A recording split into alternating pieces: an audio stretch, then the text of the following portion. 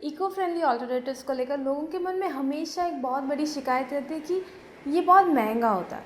लेकिन आज मैं आपको ऐसे कुछ विकल्पों के बारे में बताऊंगी जो रेगुलर प्रोडक्ट्स के मुकाबले बहुत ज़्यादा सस्ता है, और ये उन सेक्टर्स से बिलोंग करते हैं जो बहुत ज़्यादा पोल्यूटिंग है, जिनका पोल्यूशन लेवल को कंट्रोल करना हमारे क्लाइमेट चेंज को काबू में लाने के लिए बहुत ज़्यादा ज़रूरी है।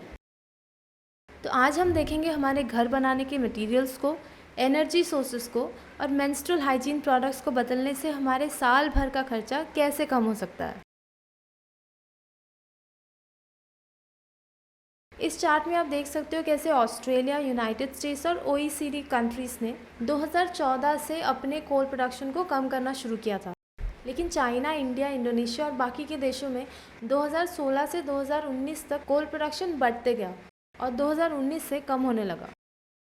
भारत ने 2030 तक 40% एनर्जी रिन्यूएबल सेक्टर से बनाने का प्रॉमिस किया है।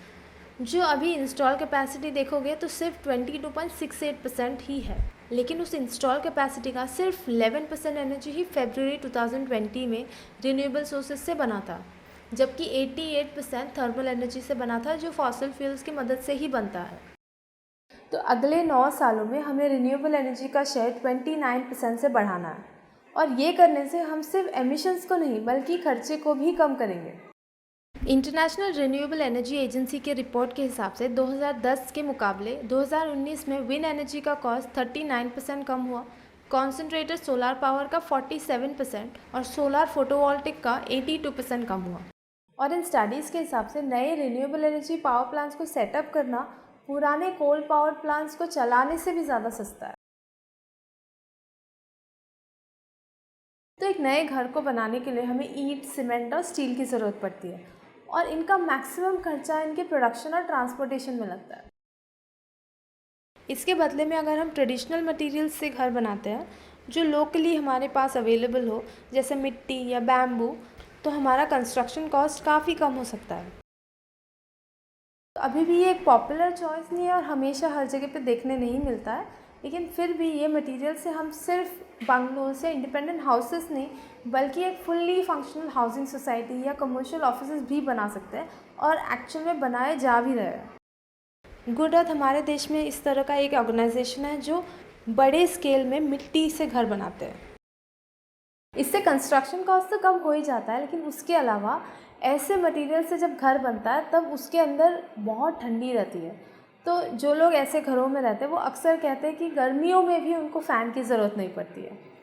तो हमारा जो सेकेंड बिगेस्ट खर्चा है एनर्जी, वो कम हो जाएगा ऐसे घरों में रहने से, क्योंकि अगर हम एयर कंडीशनर्स और फैंस और कूलर्स नहीं यूज़ करेंगे तो हमारा एनर्जी रिक्वायरमेंट बहुत कम हो जाएगा। भारत के housing and urban development corporation ने देश भर में 105 निर्मित केंद्र बनाए हैं जो लो कॉस्ट मिट्टी से घर बनाने का शिक्षा देती है। इसके अलावा सभी स्टेट में मिट्टी से घर बनाने वाले बहुत सारे ऑर्गेनाइजेशंस भी हैं।